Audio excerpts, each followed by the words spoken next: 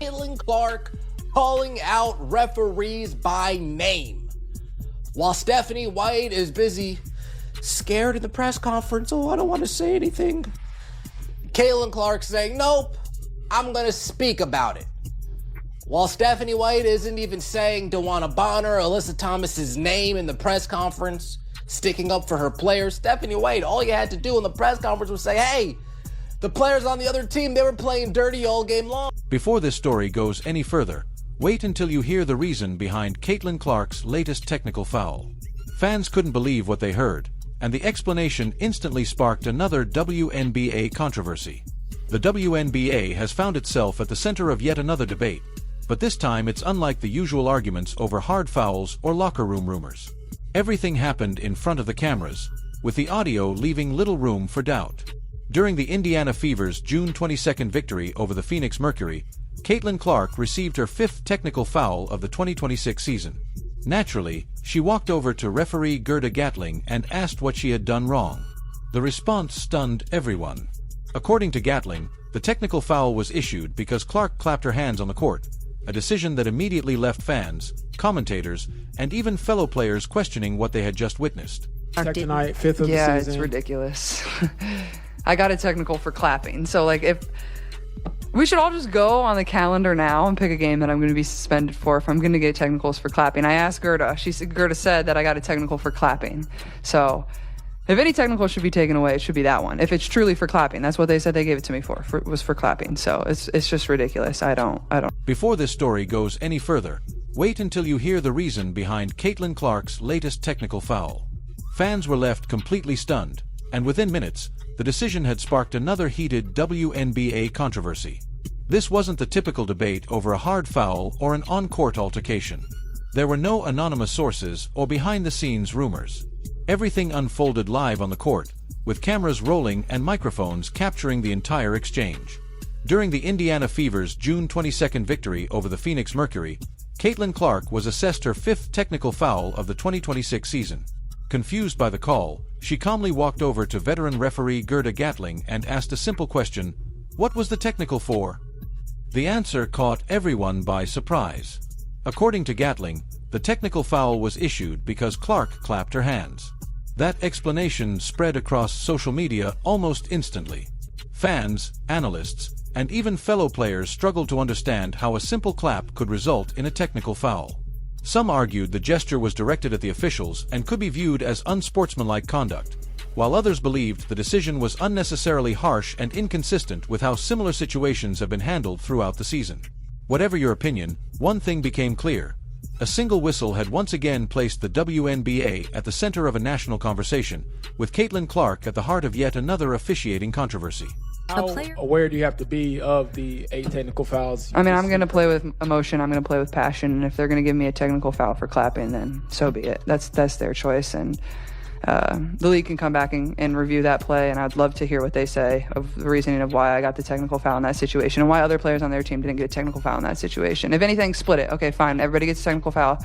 That wasn't how they were handed out. So I'd love to know. But obviously, that's what I went to Gerda and said. I said, why'd you give me a technical foul? She said, because I was clapping and instigating. I said, okay, then you just don't like competitive basketball.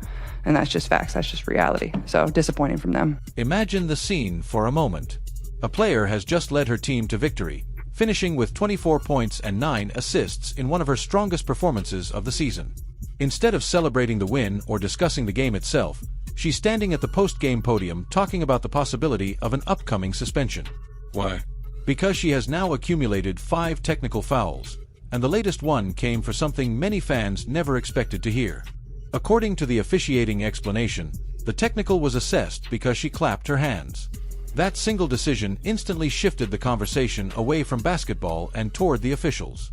Rather than analyzing Indiana's impressive victory, fans were debating whether the league had crossed a line in its interpretation of unsportsmanlike conduct. Clark herself could only shake her head. Knowing that another technical foul could result in a suspension, she acknowledged after the game that she was already thinking ahead to the possibility of missing time if the current trend continued. Whether people agree with the referee's judgment or believe the gesture was directed at the officials, one fact is undeniable. A routine post-game celebration quickly turned into another major WNBA controversy, raising fresh questions about consistency, communication, and how technical fouls are being enforced across the league.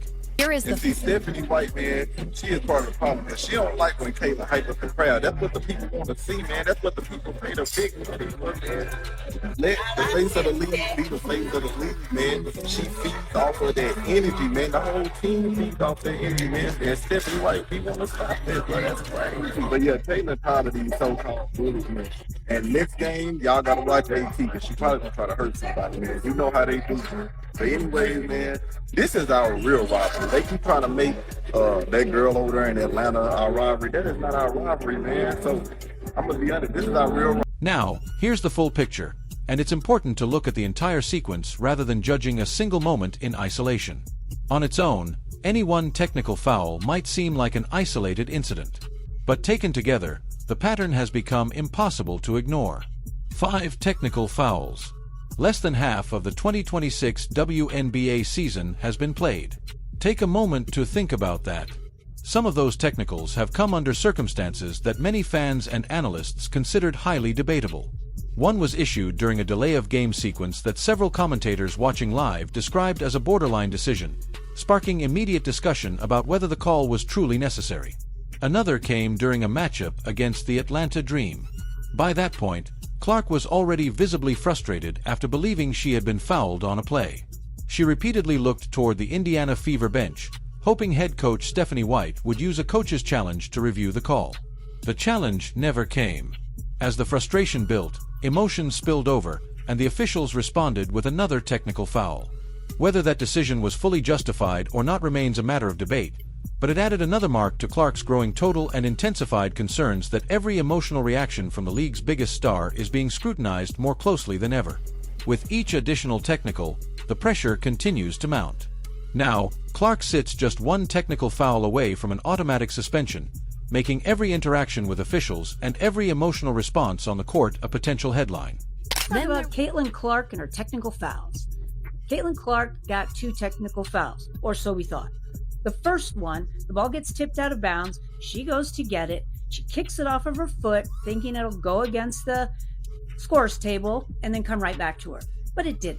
Went off the side and kind of rolled down the court. She hustled after it, gave it back to the ref, and he called her for a bench technical for the delay of game. That goes against the bench, not against Caitlin Clark. Later, she did get a technical on her own at the end of the game when she argued a call with the ref. Once she hits 7, she has to sit out. Then came another flashpoint. After one particularly frustrating game, Clark publicly criticized the officiating during her post-game press conference, even mentioning referee Tyler Merkovich by name. She made it clear that, in her view, several key calls throughout the game had not been officiated fairly.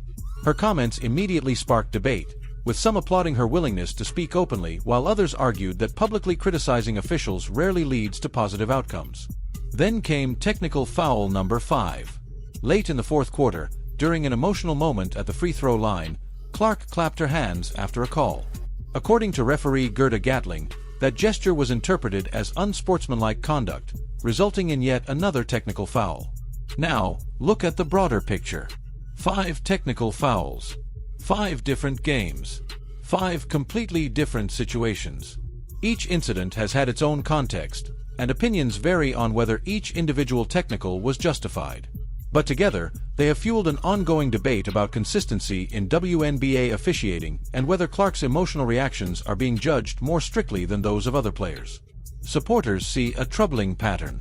Others argue that officials are simply enforcing the league's rules as written, regardless of the player involved. Whichever side fans believe, one thing is undeniable. Every technical foul has added to the scrutiny surrounding both Caitlin Clark and the WNBA's officiating, turning routine in-game moments into league-wide conversations.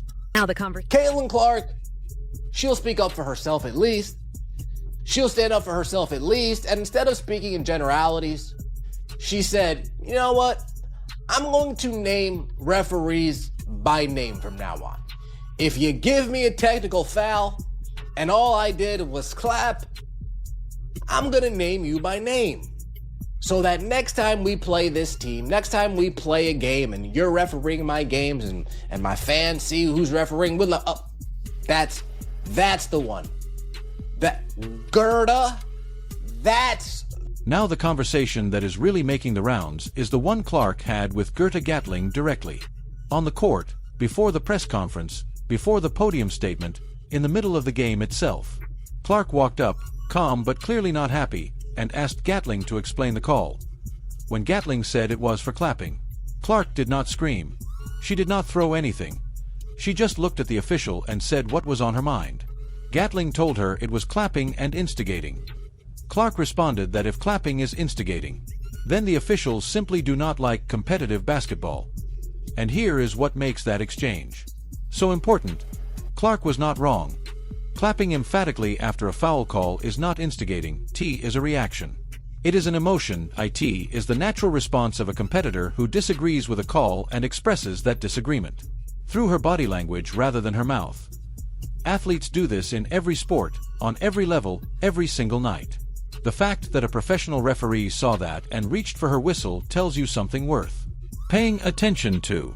Yeah, I mean, they said that Caitlin got it for clapping, and so I guess that's taunting. And then I was talking to the officials about it when the other stuff happened, so I didn't really see exactly what was happening at the time. But look, like, it's competitive sport. Like, so that stuff happens. I felt like the officials did a good job, after everything of getting it under control. I appreciate the way they called it after that, certainly. But as a group, we have to be able to have our moment and then regroup and play with poise and composure. It can't continue to. The story took another turn after the final buzzer, and this is the part that ignited a completely different debate. As expected, reporters asked Indiana Fever head coach Stephanie White about Caitlin Clark's fifth technical foul. They wanted her reaction to the controversial call and whether she believed the technical was justified, especially after Clark openly expressed her frustration following the game. White's response, however, was measured and cautious. She didn't launch into a passionate defense of the official's decision, nor did she publicly condemn the technical foul. Instead, she chose her words carefully, emphasizing the importance of keeping emotions under control. I cannot stress enough how much I hate Stephanie White. Like, it is not one of these things where it's like, oh, you're I think she's a sabotaging Caitlin, all this stuff. Like, I'm not gonna go that far. Albeit, if you are someone that's gone that far, I am not gonna stop you. I'm not gonna stop you. I think trying to believe that someone is a good person is not a bad mentality to have towards things, but I will stand by this. I hate her. For many fans, the latest technical foul wasn't an isolated incident. They pointed to another moment earlier in the season that also raised questions about how the Indiana Fever handled a critical situation involving Caitlin Clark. During the June 2026 game against the Atlanta Dream, Clark was called for her fifth personal foul after defending Jordan Canada on a drive to the basket. Clark immediately reacted with visible disbelief, turning toward the Indiana Fever bench and looking to head coach Stephanie White for a coach's challenge. The challenge never came. The official's call stood, Clark remained visibly frustrated, and the game moved on. Whether the decision not to challenge was the correct strategic choice is still open to debate. Coaches have a limited number of challenges and often save them for situations they believe have the highest chance of being overturned. Still, that moment became another talking point among fans. Many believed Clark was looking to her coach for support during a crucial stretch of the game. Others argued that White simply made a calculated coaching decision based on the available replay and the team's overall strategy. Now, viewed alongside the recent technical foul controversy, those moments have fueled a broader discussion about the relationship between Clark and the Fever coaching staff. Supporters have questioned whether the team's biggest star has received enough public and in-game backing during controversial officiating moments. Critics, however, caution against reading too much into isolated decisions, noting that coaching choices are often based on factors fans cannot fully see in real time. Regardless of where people stand, these situations have become part of a larger conversation surrounding the Fever's season.